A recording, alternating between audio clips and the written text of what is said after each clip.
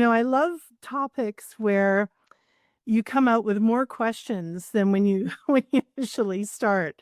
So, of course, I'm always looking at everything through a metaphysical lens. I just can't help myself. So, and so I was really drawn to that kind of extension of this thought experiment to what Thomas Hobbes proposed that, what if all of the original discarded parts were reassembled into a second ship?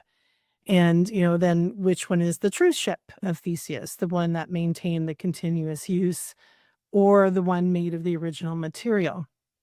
So it actually got me thinking a little bit about sacred sites, places like Old Sarum. So Old Sarum was an established settlement in the Iron Age, and it later became a significant medieval city in southern England. By the 11th century, Old Sarum housed a royal castle and the first Salisbury Cathedral, and that was completed in 1092. But in the early 13th century, the site was gradually abandoned, and a new city, Salisbury, was constructed nearby. And many of the original stones from Old Sarum were repurposed to build the new cathedral and the surrounding structures in the new Salisbury. So the question that begs in my mind is, so from an energetic perspective, do both locations share in the original identity? Does the essence of the old place stay rooted in the land, or does it travel with the materials that were given new life elsewhere? And this can be applied, I feel, to human beings as well, right? As far as your just shift in consciousness, your awareness, your evolution in your thinking, being, an energetic pattern as a human being. So I've had the benefit of visiting many sacred sites all over the world, and I often sense energy in these places, not just in the land, but in the buildings themselves. And it makes me wonder where the true imprint of a place resides. So this is my way of being able to relate to this topic. So some might argue that continuity, much like Drake was talking about, that continuity of purpose carries identity forward. That the new city, if we relate it back to Old Sarum, the new city inherited the soul of the old. And others might say the original materials hold the most authenticity. But from a metaphysical perspective, maybe both are true.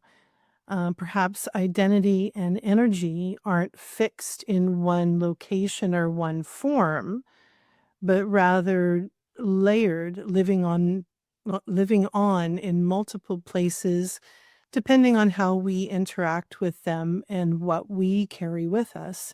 So my question out to the group, and I know we haven't all finished speaking initially, but the question that this leaves me with is, what are people's thoughts on where that energetic essence goes, whether we're talking about a physical object, a sacred place, or just a person evolving over time. So lots of questions, like I said, instead of answers. Thank Oh, so many interesting things. Like when I think about, what you said, Vin, about regenerate, and I think of reincarnation right away, which I think could be like a completely other topic, no question. There's things like the Akashic records that hold memories. And so, when I think about this a little further, and we were talking about humans now and human evolution through the lens of this Ship of Theseus theory, um, and I think some of everyone's kind of spoken to this on some level, is it does raise the question about how we maintain our identity over time. And,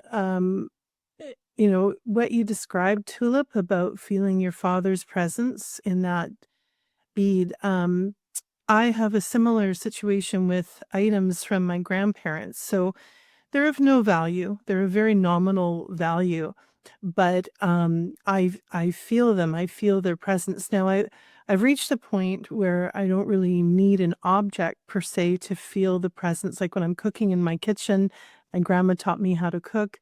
So I feel her presence with me, because if you start moving into kind of the quantum field a little bit, then, the energy never disappears, right? It just takes a different form.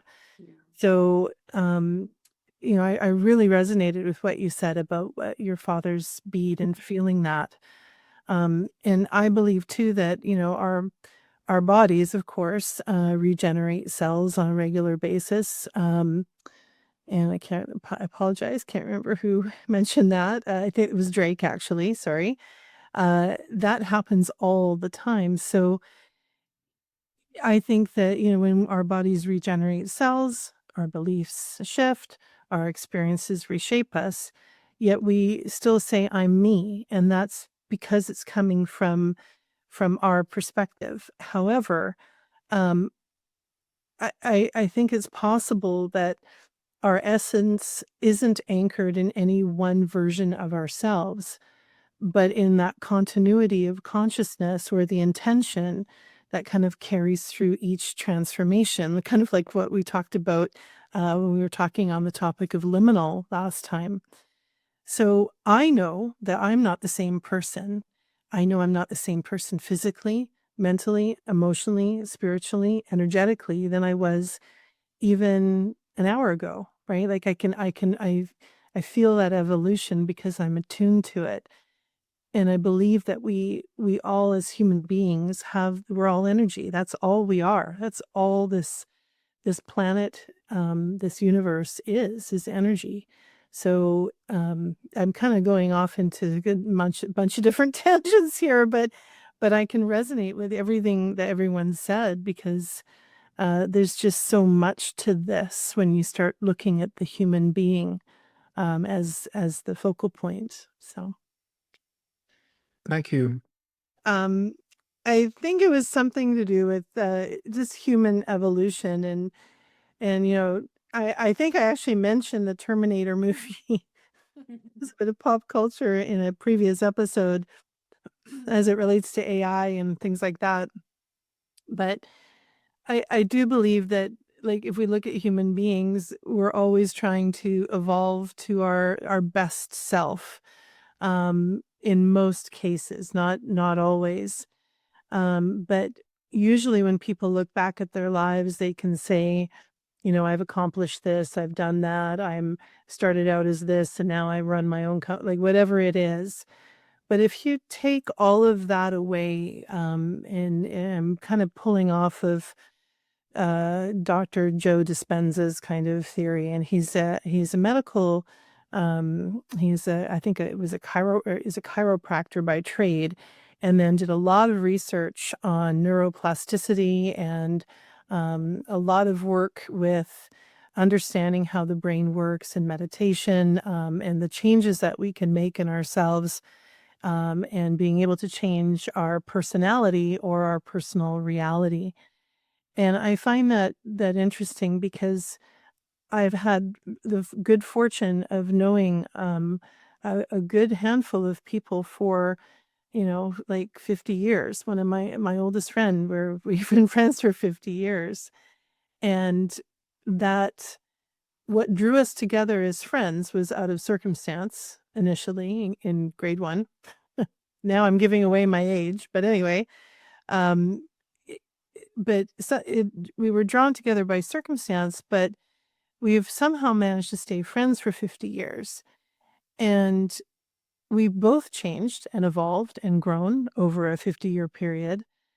But something Kirstyn said about, the heart, there's still, even though there's room for change all the time and evolution, um, there's something about the essence of the individual that stays um, the same, that that has appeal to it. And this might not be coming out right. And again, I'm trying to relate it back to our topic. But I just find it interesting that we can go through all these changes. And I don't mean material changes, I mean inside, like inner change. And I don't believe we are the same person. I do believe in that kind of reassembled idea. And of course, I understand the physicality that Drake has described, which was very interesting. Um, but it's good to know that as human beings, we have that ability to evolve and grow at whatever we feel that is best for us. There isn't any particular, achievement that we have to achieve as a race, as a human race. And it's kind of cool. So I think we all are ships of Theseus, and we're all different. Like the ship is different for everyone. Wow. I don't know if that made sense. And I can give a real life example of what you described, Vin, because my father has had 2 amputations in the last 5 years. And he's got rampant diabetes, and you name it, he's got it, kind of thing. And he he's the kind of person that could go anywhere and turn wherever he is into a social house. So he goes to Starbucks and he talks to everyone. He gets around in his electric wheelchair, and when I see him before and after these particular amputations, he was in a lot of pain.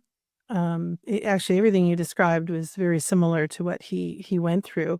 The pain just takes over, and he's not able to. He wasn't able to function like he normally is, be that social, happy person, because obviously he's in pain. He got fitted for a prosthetic limb, wore it for a day, and it was just like, well, that's too hard. So, and that's fine. That was his decision. But he is in such a happy place now that he doesn't have that pain anymore. So the essence of who he is, it came back or shone back through, even though he's missing parts of his physical body, so to speak. So it to me, and Drake had posed the question, are we all these individual parts? Are we everything? And I think we're the sum of all parts, whether it's physical, mental, emotional, spiritual. All of that it makes up our energy. Because my dad is still my dad by way of who he is, the social being that he is, even without those physical parts, so to speak, that he's missing. In fact, one might say that he's even happier because he's not in any pain, or he's not. He's found a way through resilience to be able to still live a life that is happy for him, and it's his perspective. Now, someone else might look at him and go, "Wow, that sucks," right? He's had a couple of amputations. He's in a wheelchair. What an awful life. But they're not in his shoes. Bad, and that that was not a pun. So, but they're not seeing things from his perspective. So I think it was, um, I think it was you, Vin, that talked about perspective and perception. And I think that really does make a difference for us as individuals, by way of, are we one, or are we all separate by way of who we those different parts, that what they make up.